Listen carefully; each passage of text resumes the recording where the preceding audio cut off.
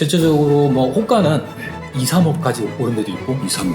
또 지금 향후 대구의 이제 랜드마크를 담당할 버머 W 같은 경우에는 거의 뭐 호가가 뭐 3, 4억 이상 오른 그런 3, 단지가 4억. 있습니다. 최근 3개월, 2, 3개월 안에 벌어지고 있는 일들이잖아요. 네. 밤이 아주 깊어져야 네. 그래야 새벽이 오는 거 아니에요, 그죠? 네, 네.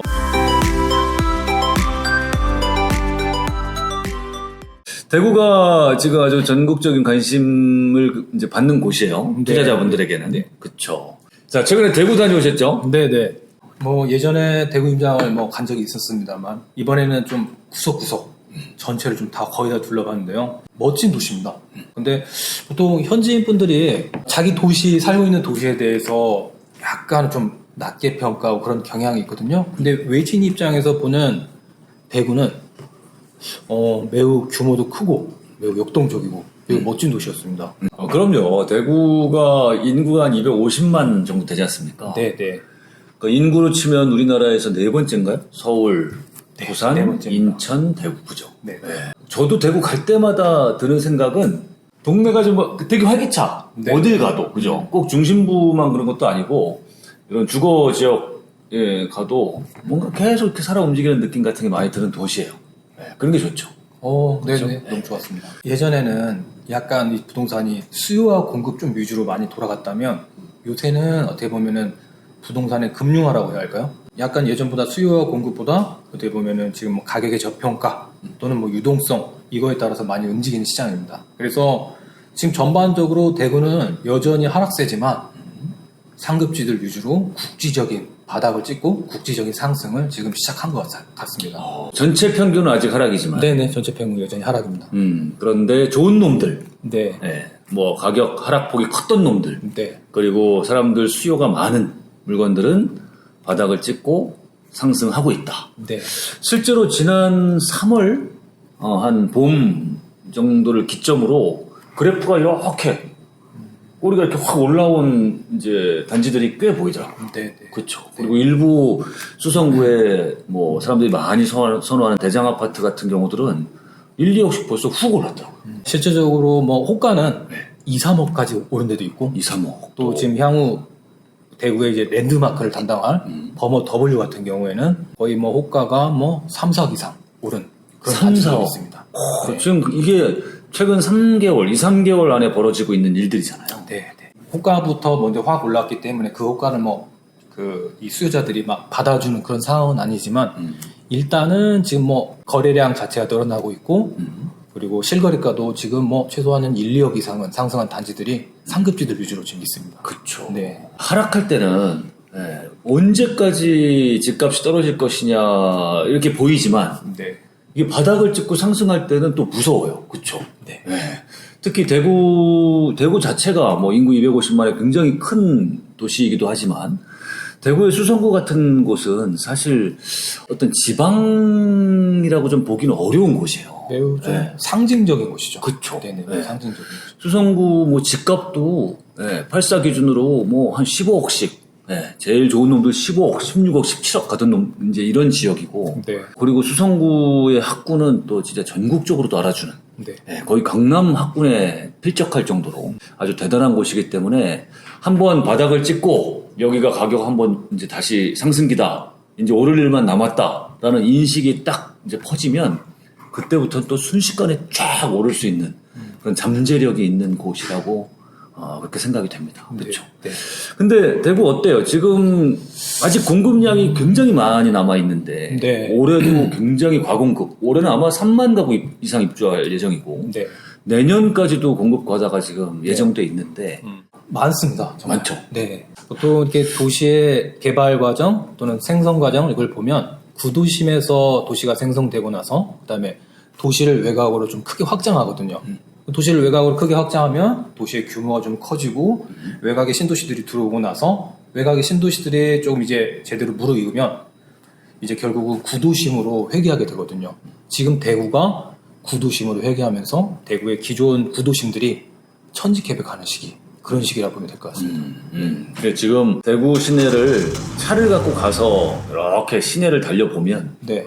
그러면 아마 그냥 공사를 하고 있는 곳이 정말 많고 네. 새로 입주하고 있는 아파트들도 정말 많고 시내. 네네. 그쵸. 네. 근데 이게 너무 자연스러운 현상이에요. 왜냐하면 대구가 지난 상승기 때 상승을 시작한 게 2011년이었고 벌써 한 12년이 지났죠. 그죠? 네. 11년부터 거의 10년간 거의 내리 상승을 한 굉장히 좀 이례적인 그런 도시거든. 네. 이렇게 큰 도시에서 거의 10년간 상승을 하다 보니까 이렇게 아파트 가격이 많이 오르면 당연히 이 재개발 재건축하는 이 정비 지역의 사업성이 굉장히 좋아집니다. 네. 그래서 멈춰있던 이런 정비 사업들이 일제히 다 사업이 진행이 되거든. 그러다 보니 이 도시에 아주 입지가 좋은 도심의 크고 작은 이런 새 아파트들이 네. 지금 굉장히 많이 입주를 하고 있고 또 앞으로도 입주할 것이고 이제 중요한 거는 이제 입주가 이렇게 많으면 이 임대 가격, 전세 가격이 엉망이 된단 말이죠. 그리고 전세 물량도 굉장히 많이 쏟아져 나와서 그러면 이제 매매 가격에 당연히 영향을 받고 네. 이게 최근까지 대구의 상황이었는데 지금은 좀 어떻습니까? 지금도 여전히 전세는 엄청 힘든 상황입니다. 입주 물량이 모두 해소되고 들어가면 그때는 이미 늦거든요. 그쵸. 네. 투자 입장에서 네, 보면. 네. 그래서 아직 뭐 전세가는 지금도 너무 힘든 상황이고 올해 1월 정도부터 그나마 수요가 전세로 돌아오면서 전반적으로 뭐 전세가는 여전히 힘듭니다만 전세 매물 개수는 조금씩 감소하고 있어요. 그래요? 네네. 실제로 그냥 우리가 입주 물량만 보면 사실 와 전세 물량이 계속 늘어나는 거 아니야? 이렇게 생각하기가 쉬운데 실제로 전세 물량 자체는 지금 좀 줄어들고 있나 보죠? 네네. 전반적으로 지금 조금씩 줄어들고 있고 특히 지금 실거주 환경이 매우 좋은 저기 침산동 쪽이나 그리고 월성 월배 같은 경우에는 전세가가 그나마 잘 버텨주고 있습니다. 지금 보시는 화면이 올해 1월 달 기준으로 정점을 찍고 전세 매물 개수가 지금 좀 줄어드는 추세. 네, 이 추세에 있습니다. 매물량이 조금씩 줄어드는 게 아니라 굉장히 가파르게 줄어들고 있는데요. 보니까. 네네네. 지금 전세 매물이 전국적으로 거의 다 줄어드는 추세인데 지금 뭐 금리가 시중금리가 내려오고 있고 또 월세 수요들이 지금 전반적으로 다시 전세를 좀 찾기 시작하는 시점이 올해 초였거든요. 그래서 지금 공급이 이렇게 많음에도 그나마 전세 매물 개수가 조금은 줄어들고 있는 이런 모습 보이고 있습니다. 그러니까 전세 매물이 이렇게 줄어든다면 당연히 가격은 이제 수요 공급 원칙에 의해서 가격은 또 서서히 이제 오를 수밖에 없을 것이고 그러니까 전세 가격이 올라오면 매매 가격에도 당연히 영향을 미칠 거라고 생각을 합니다. 그렇죠. 시간이 조금 필요할 것 같습니다. 전반적으로 봐서. 그러니까 예전에 한 2008년, 2009년, 10년 이때 우리 이 글로벌 금융위기 왔을 때 그때 대구 별명이 미분양의 무덤이었어요. 무덤. 전국에서 미분양이 가장 많은 도시. 2008년, 9년 이때 대구가 미분양 22,000채를 찍었지 않습니까? 최대가 2만이었나요? 네, 22,000채. 근데 이번 미분양이 쌓이기 시작한 시점부터 시점을 보면 재작년 이때부터 미분양이 쌓이기 시작했거든요. 저는 이 쌓이는 속도 대비 올해 역대급 공급을 살펴보면 2만 채를 이번에 넘기지 않을까. 그게 이제 조심스레 예측을 했었습니다. 그런데 지금 뭐 만 한 3, 4천 채 정도 최대 쌓이고 최근에 올해 1분기를 기점으로 미분양이 줄어들고 있습니다. 지금 엄청난 공급에도 미분양이 줄어들고 있습니다. 그쵸. 이게 지금 우리 이제 데이터 2개 보여주셨는데 이렇게 많은 공급에도 불구하고 전세 물량이 지금 줄어들고 있다는 거. 그 다음에 미분양. 이렇게 어마어마한 역대급 공급에도 불구하고 미분양 수치가 왠지 지난 1분기 때 정점을 찍은 것 같다. 그리고 지금 미세하지만 좀 줄어들고 있는 추세다. 이게 지금 우리에게 시사하는 바가 굉장히 큰 것 같아요. 실제로 우리 투자 분석을 하고 빅데이터로 분석을 할 때는 이렇게 전세 매물이 감소하고 특히 이 미분양이 감소되고 줄어들고 하는 거 굉장히 중요하게 여기지 않습니까? 그죠? 그래서 우리가 뭐 실수요를 하는 시점이라든지 투자라는 뭐 적기라든지 이런 거를 찾을 때 이 미분양 수치를 많이 보는데 그런 면에서는 이제 대구가 가장 힘든 시기는 지나갔다라고 봐도 될까요? 어떻습니까? 일단은 상급지들은 제가 봤을 때 힘든 시기는 지나갔다고 보고 2급지, 2학급들은 좀 더 견뎌야 할 것 같습니다. 시간이 필요하겠죠. 네네. 아무래도 그러니까 뭐랄까 이 바닥이 여기 이제 이 아주 깊어져야 네. 그래야 새벽이 오는 거 아니에요, 그죠? 네네네. 근데 이 대구는 정말 많이 힘들었거든. 네.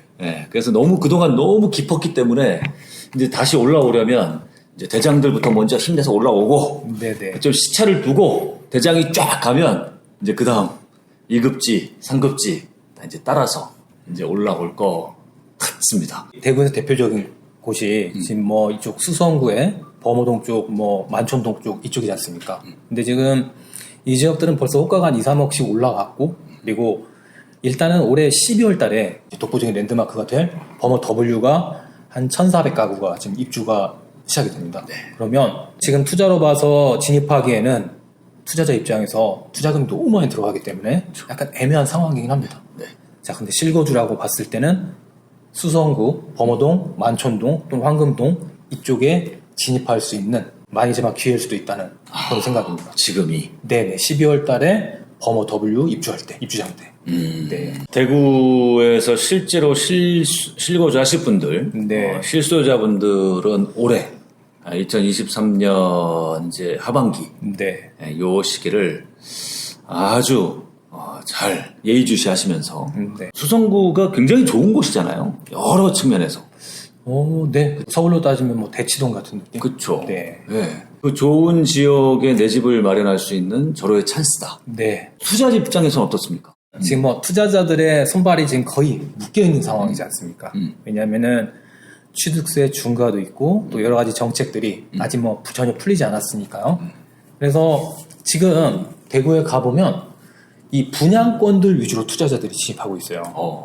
그 이유는 가격은 일단 너무 도시의 규모에 비해서 저렴한데 취득세를 갖다가 12% 13%를 내고 진입할 수 없으니 투자자들이 일단은 취득세에서 잠깐은 자유로운 이런 분양권들 위주로 지금 진입을 하고 있습니다. 그래서 지금 뭐 마이너스 피가 뭐 무피가 되는 것도 있고 또 입지에 따라서 또 뭐 가격이 좀 저렴한 곳들은 뭐 그나마 이렇게 미분양들이 지금 소진되고 있습니다. 지금 뭐 잘 봐야 할 거는 제가 보기에는 일단은 분양권들 위주로 분양권 중에서도 조금 뭐 입지에 비해서 가격이 저렴한 친구들 한동안 미분양이 많이 쌓여 있기 때문에 단지에 따라서 특별 할인 같은 것들 뭐 이런 게 있을 수 있거든요. 가장 좋은 시점이 언제일까? 그리고 올해 안에 반등하기는 어렵지 않을까? 뭐 이렇게도 얘기를 많이 했었는데 저도 요즘 대구를 보면서 그 생각을 해요.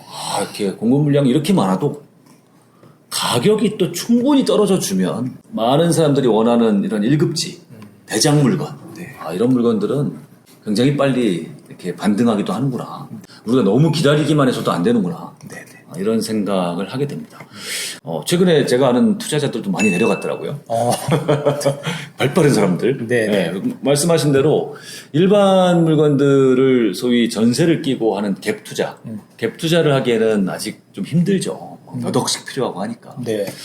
그런데 뭐 분양권이라든지 입주권이라든지 이런 쪽으로 초기 투자금이 좀 적게 들어가고 그리고 취득세에서 조금은 좀 자유롭고 한 물건들 위주로 많이들 관심 갖고 있더라고요. 지금 어떤 우리 전국적인 지금 동조화 현상을 많이 일으키고 있잖아요.